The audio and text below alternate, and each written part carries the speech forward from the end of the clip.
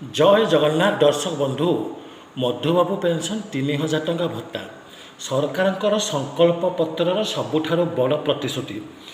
देइथिले सरकार प्रतिश्रुति कि सुभद्रा योजना रे आमे सबु महिला मानक 50,000 टंका देबु। पुणी प्रतिश्रुति देइथिले जो माने 1,000 टंका भत्ता पाउछंती सेमानकु आमे 3,000 टंका भत्ता देबु। एबे सरकारंकर 2 वर्ष बीती सारिछि किंतु सरकारंकर वर्तमान सुधा कोनोसी प्रकार संकल्प ए जो 3,000 टंका भत्ता को नहीं कोनोसी स्पष्टता आसे नाही। तेणु कौन रही या भितर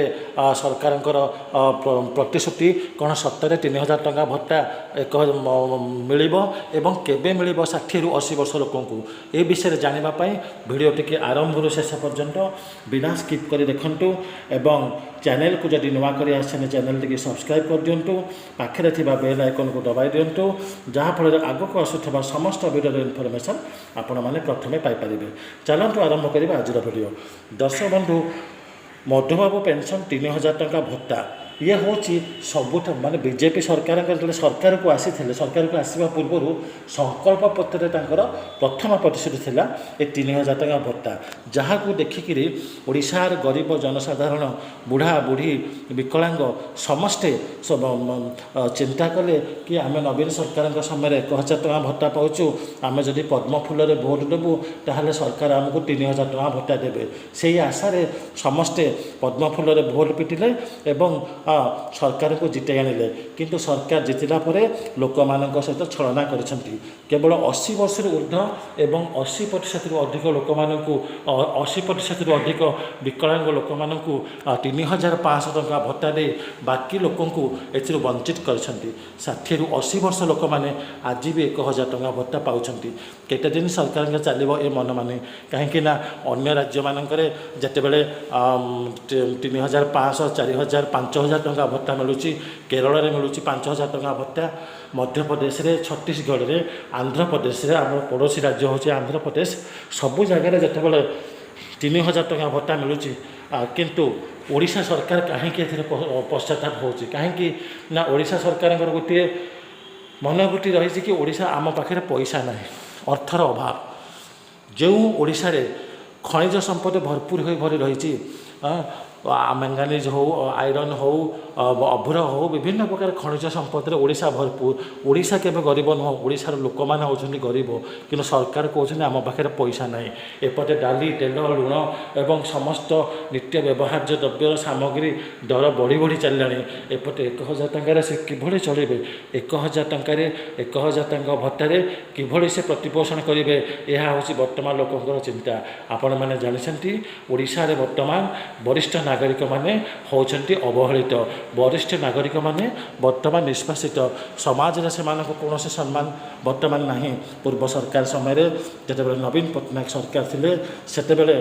वरिष्ठ नागरिक विभिन्न प्रकार योजना करते कौन करते ना वरिष्ठ नागरिक वरिष्ठ नागरिक तीर्थयात्रा योजना वरिष्ठ नागरिक मानी विजु स्वास्थ्य कल्याण योजना एवं वृद्धा लोक मान से करते कौन ना कार्तिक मासरे हबिशाली व्रत विभिन्न वरिष्ठ लोक मान सम्मान दियंती एवं जहाँ करती भत्ता जदि 100 टंका बढ़ाती समस्त सामान भाव में बढ़ाती एमती नुह कि आज 80 वर्ष लोक मानक दे बाकी लोक मान वंचित करवा यह हूँ संपूर्ण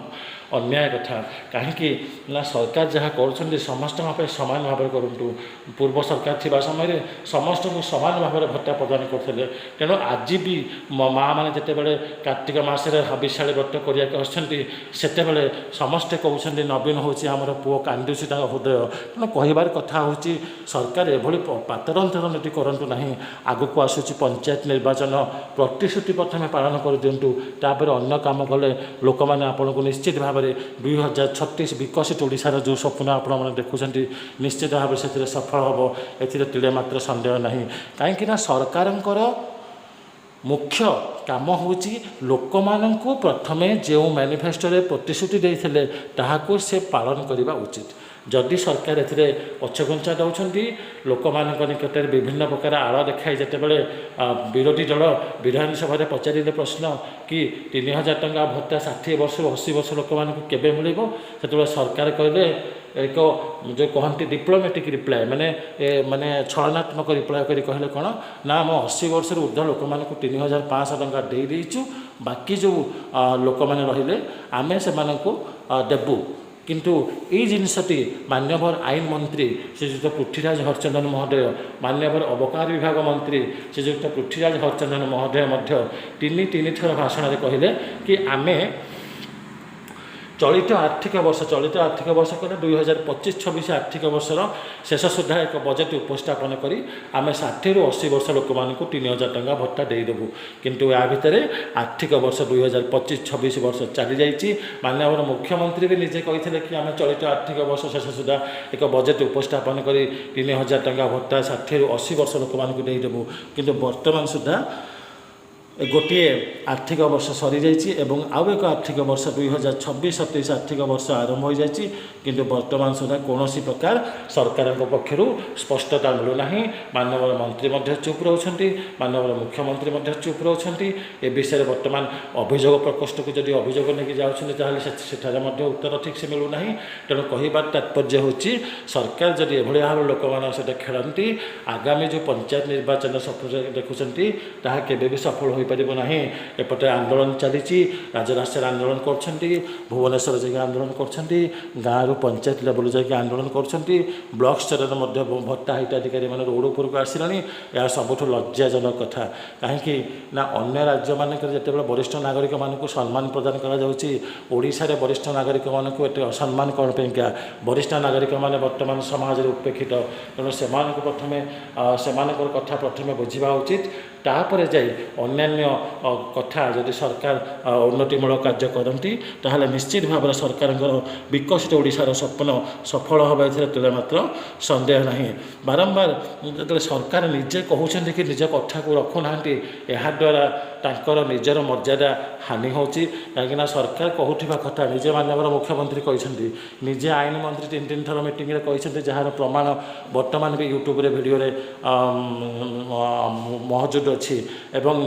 उपमुख्यमंत्री कहते कि आम भत्ता चलित आर्थिक वर्ष शेष सुधा देदेबू किंतु वर्तमान सुधा ताहा पालन होना तेणु माननीय मुख्यमंत्री की निवेदन कर माननीय मंत्री श्रीजुत नित्यानंद गौड़ को अनुरोध कर तुरंत पंचायत निर्वाचन पूर्व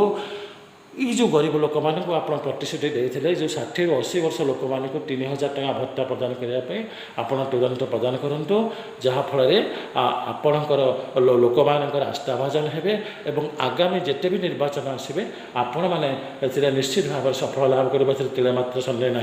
नचेत 24 वर्ष सरकार जपरी मूलोत्पाटन करशार लोक से भाया आपणकर अवस्था हम भिडियोटी जब भल लगी निश्चित भाव में भिडियोटी लाइक करदे सब्सक्राइब करदे पाखे बेल आइकन को दबाई देवे। रहुची